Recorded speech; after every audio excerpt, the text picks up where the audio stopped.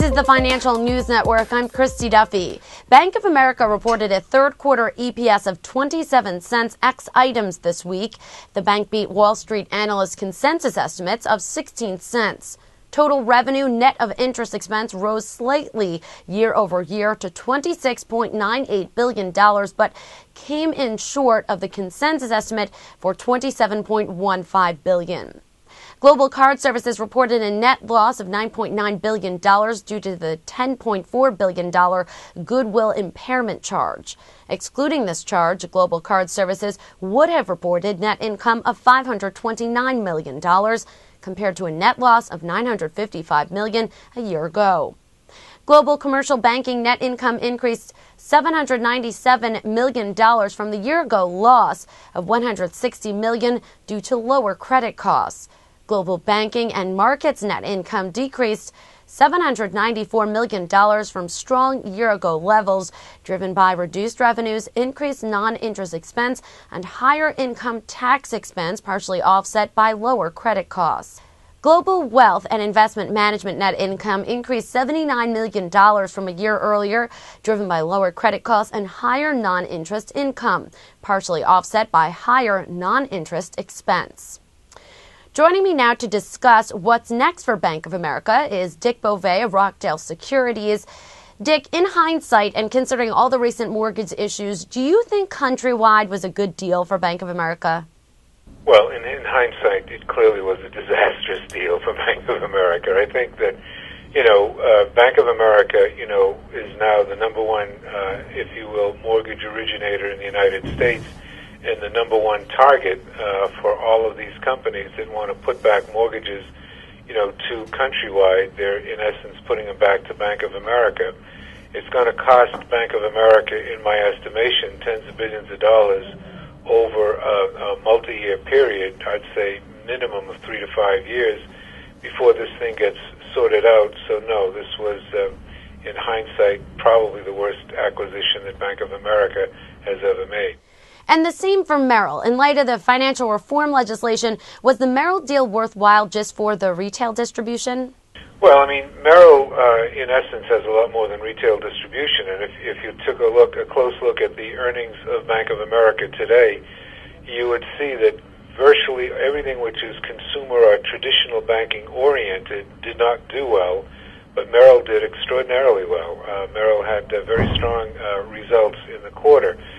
So Merrill is a little bit different than Countrywide in that it is producing profits at the present time. However, Merrill also made a tremendous error in buying a company called First Franklin from National City, which put Merrill right back into the mortgage problem along with Countrywide. So, Bank of America has picked up two companies which have serious problems, and it's now become a serious problem for Bank of America shareholders. Okay, what impact do you see Bank of America's self-imposed moratorium on foreclosures having on this year's earnings? Well, the moratorium is pretty much over, right? Mm-hmm. Bank of America is now continuing to foreclose in line with what they were doing previously. But if the moratorium had been extended, it would have had a fairly negative impact on housing. And if people would only stop and think a bit about the person who's making payments on their homes, that person would have been significantly harmed because there would be empty houses in neighborhoods all over the United States that nobody owned, nobody could foreclose on, nobody could sell, resell, and those houses would constitute a threat to the health of the neighborhood and the pricing of the existing housing in that neighborhood. But as I say, everyone is so obsessed with the possibility that a few people may have lost their homes that should not have lost their homes, that they don't care about the tens of millions of people that own homes which would be negatively impacted by this foreclosure extension if it were to occur.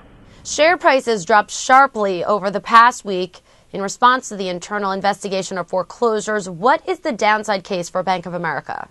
Well, there are two issues here, right? And the two issues have been completely confused because they're both, if you will, surfacing at the same time. One issue is the foreclosures.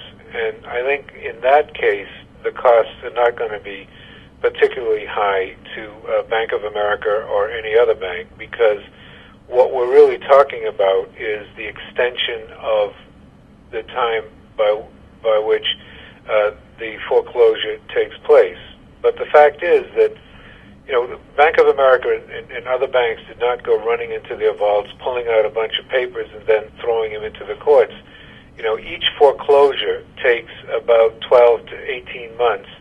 And in that period, the homeowner has gotten contact with the bank, with collection agencies, with home modification people, with probably the FHA, with lawyers, so that by the time that the, so to speak, robo-signing occurs, there's been an enormous amount of work done to try and keep that person in the house, because obviously it's against the self-interest of the bank to acquire the house, because the minute they acquire the house, they lose about 65% of the value of the mortgage.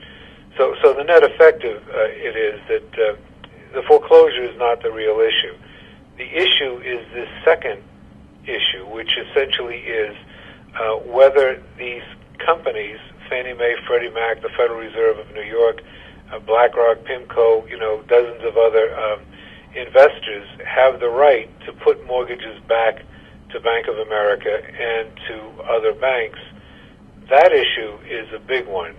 That issue, to put numbers on it, let's say the foreclosure moratorium lasted for the whole banking industry for 1 year.